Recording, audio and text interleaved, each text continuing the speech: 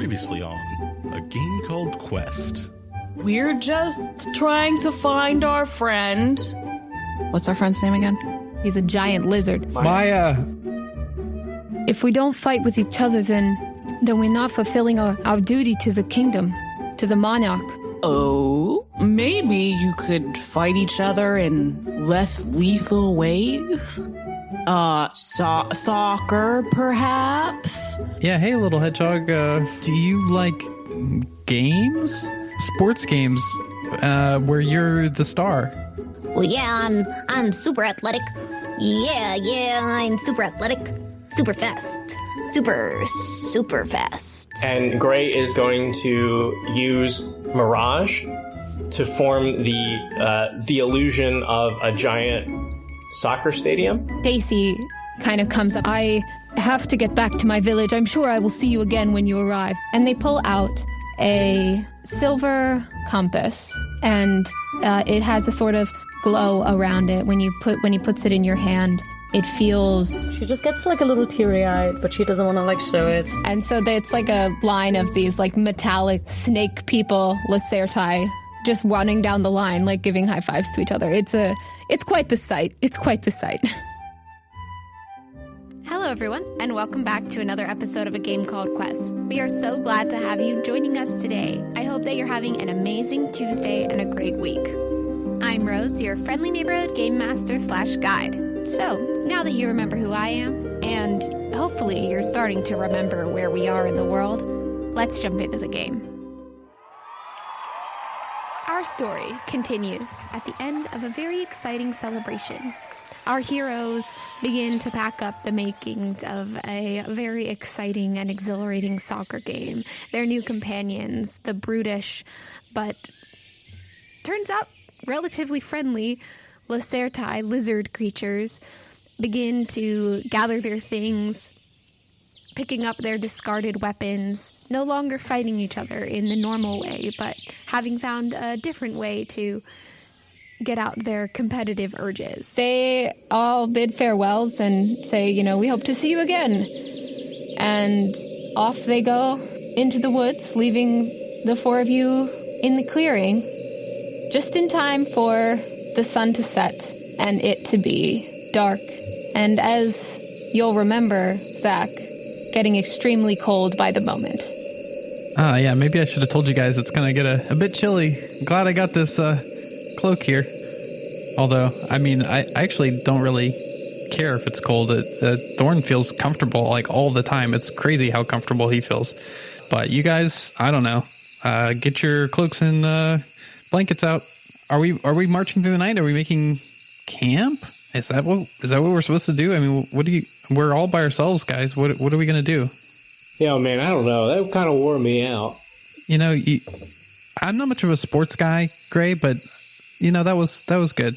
You did a good thing, and Turtle, that was a good idea. Thanks, man.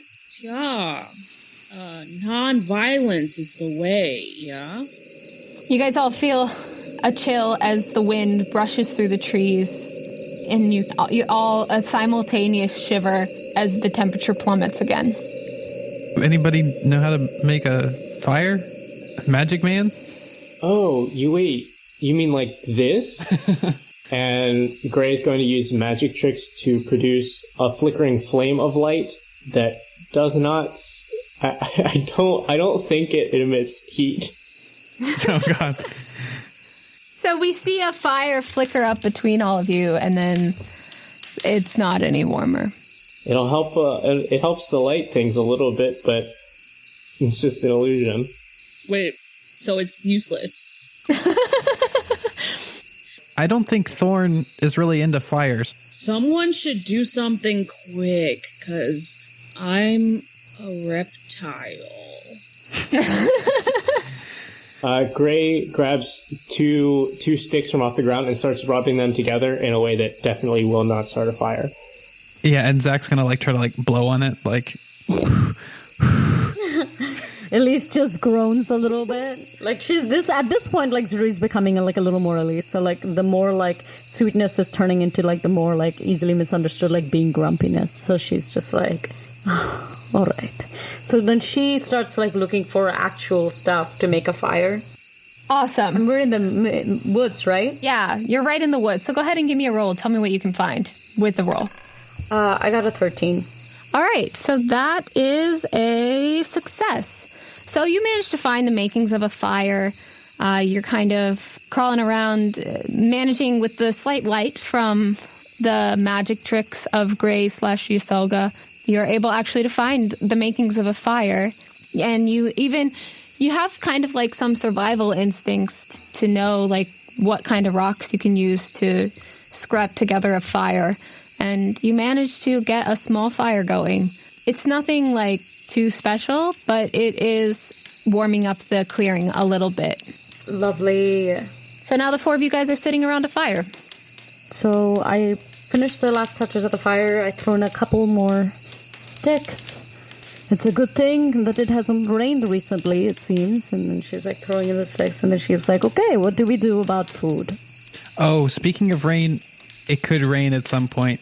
I'm not really sure what's going on with the weather here, but I'm just like getting like these weird, like the wind's telling me like, hey, it's going to rain, but also be sunny. I don't know. It's weird.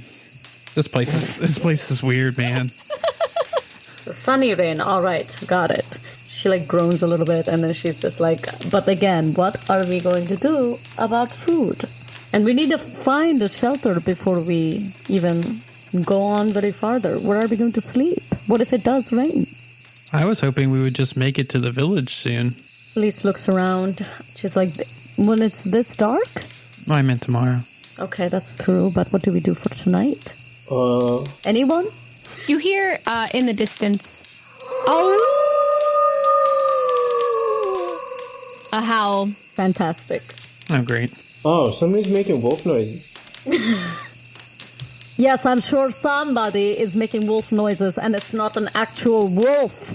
So, like, Elise, like, sighs a little bit, and she's like, she, like, doesn't know where, like, all this, like, grumpiness is coming from, but she knows that she's, like, she's just felt very off ever since she, like, tried to find Maya in that noise, and she wasn't able to find her, and then everybody played soccer, and so she's feeling, like, really just down and out of it, and she says that, I'll go check it out.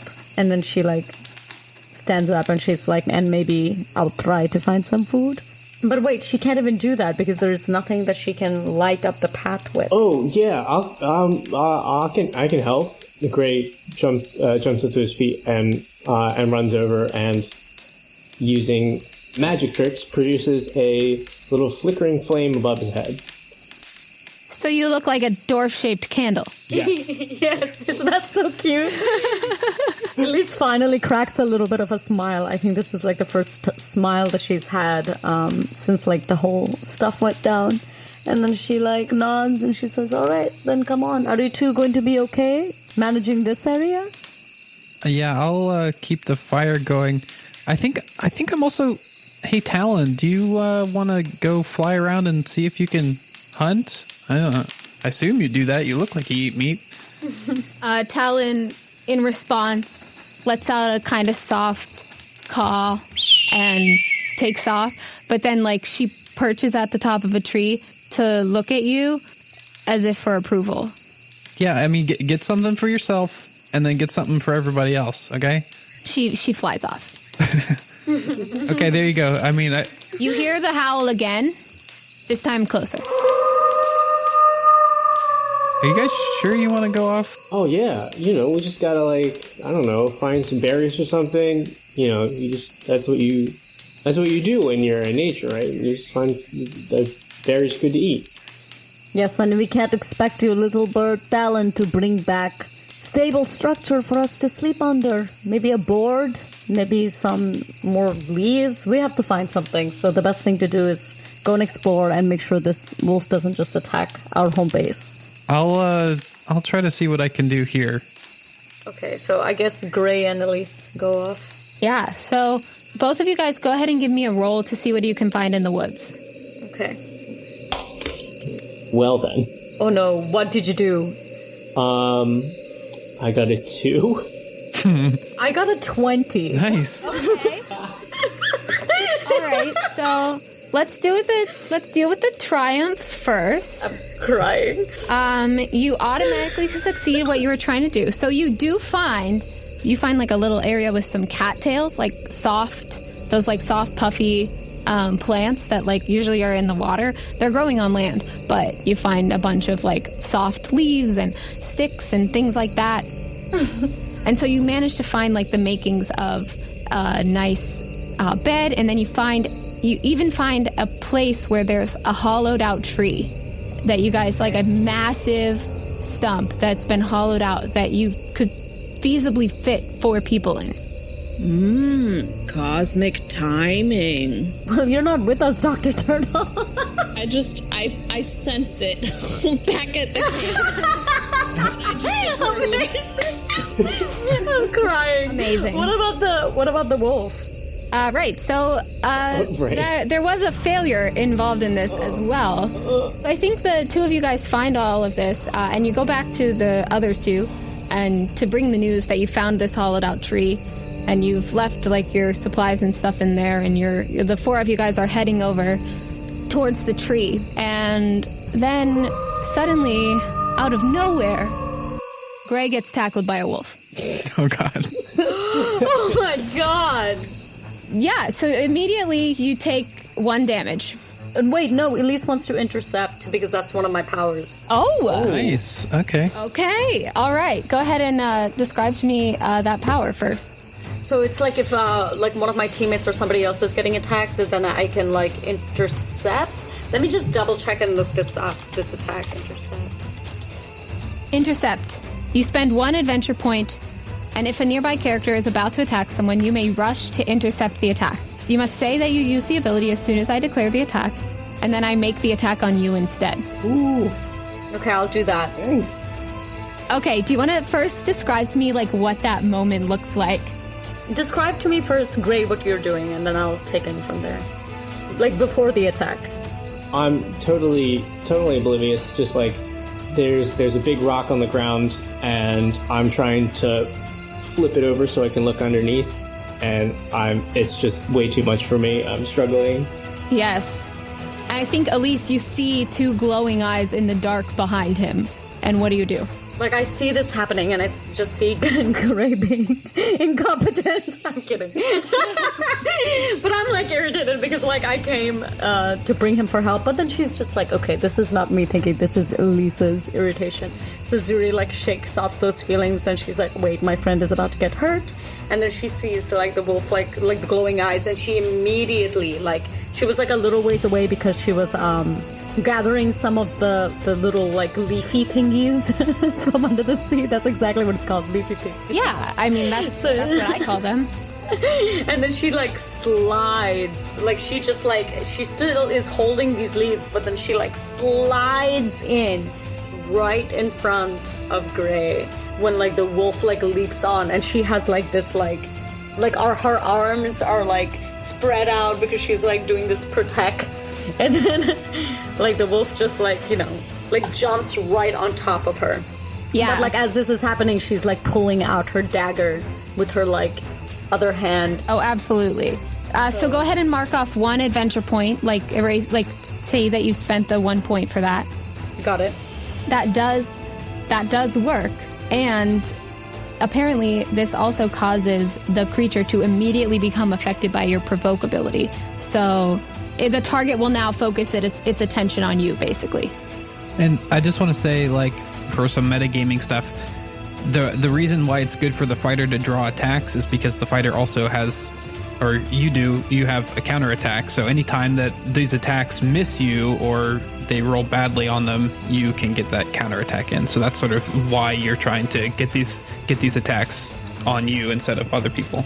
Because you don't actually have more hit points than anybody else, but you do have the ability to attack back, unlike us. Yeah, and so this one wolf jumps out. Everybody else is watching because, like, the other 2 of you guys were also, like, kind of gathering some leaves and stuff as you guys headed toward the main tree where you're going to try to make camp for the night. When this scene unfolds, I'm going to go ahead and roll an attack on you. Let's see how it goes. I rolled a 12, so that's a success.